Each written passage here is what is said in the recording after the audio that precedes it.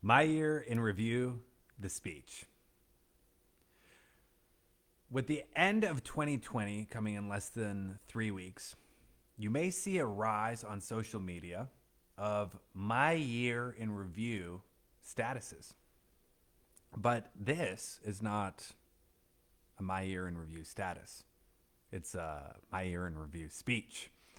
And I don't want to just read a list of accomplishments. More important than accomplishments, I think, is process. And I want to outline a process that I applied to last year that I hope will inspire you as we head into 2021. The beginning of 2020 for me was filled with high hopes, as I think it was for everyone. And it was characterized by letting go. I realized that over the years, I've collected a lot of objects. And a lot of these objects were still at my parents' house in Oakville.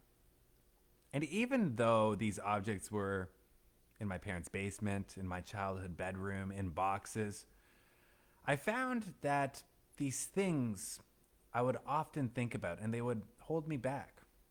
They would hold me down. So I decided to go back to my parents' house and do the Marie Kondo method.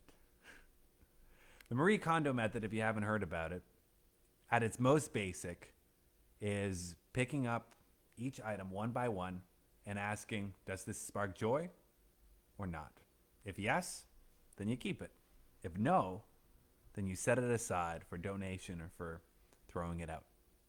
So I did just this. And Marie Kondo recommends approaching the big clean by categories, not by room or by shelf. So I started with clothes. I pulled out all the clothes from my closet and it was all on the floor. And I went one by one. Does this spark joy? I had to be very honest with myself. Had I worn this in the past few years? Or was it just taking up room in my closet? I noticed that I was holding on to a lot of gifts, and Marie Kondo says that a gift has served its purpose at the moment it was given. If it no longer sparks joy, it's okay to let it go. So I did. I went category by category. Clothes led to books, which included textbooks and some books I picked up for free.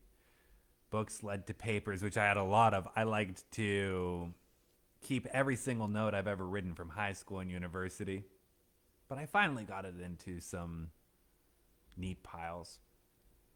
The last two categories are miscellaneous, which is pretty much everything else, and sentimental. And Marie Kondo says that when it comes to sentimental items, the memory is more important than the photo or the memento.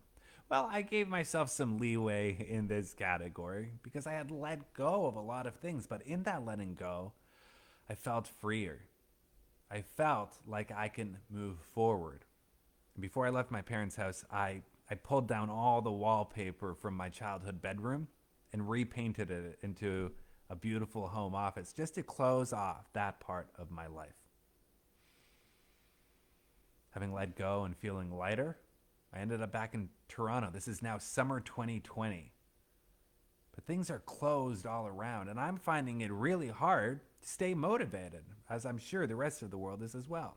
So I took it upon myself to engineer some mechanisms for growth. For 21 days, I decided I would wake up with the sunrise.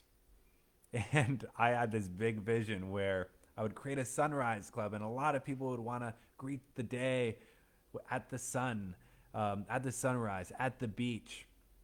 That didn't happen. But what did happen is my partner and I would head down to the beach every day. We would meditate, we would exercise, and we ended up having great conversations, really focused, really energized, really wanting to live a happier, healthier life. We reconnected with old friends and we found we were having a lot of fun. Even though we were waking up earlier, we had more energy. They say that the morning sunlight just after the sunrise is the most effective in charging the battery that is our body in a way that later sunlight doesn't do. And we found that was true. We were waking up earlier, but staying up later. And sure, we had to adapt some of our schedule, but we had a ton of energy, and that led to some new adventures of their own.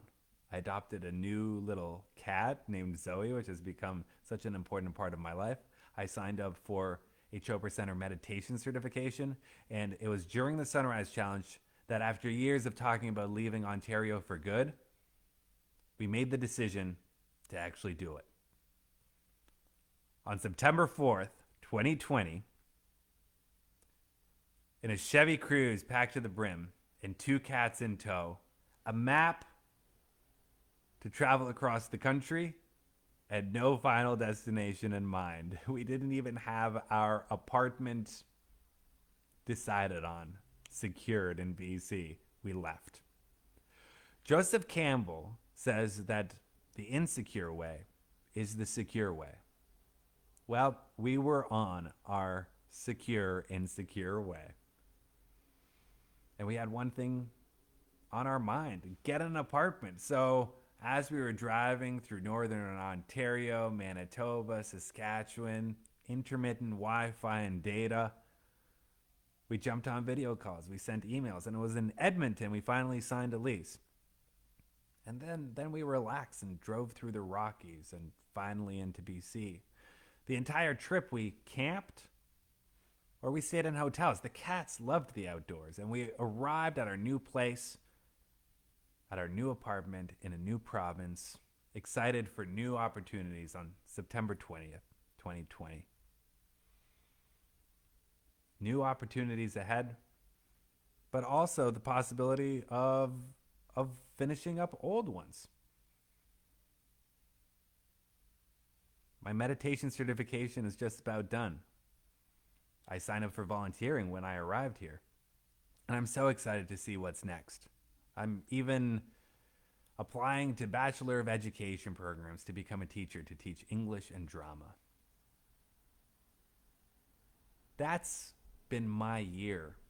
Letting go led to a new foundation.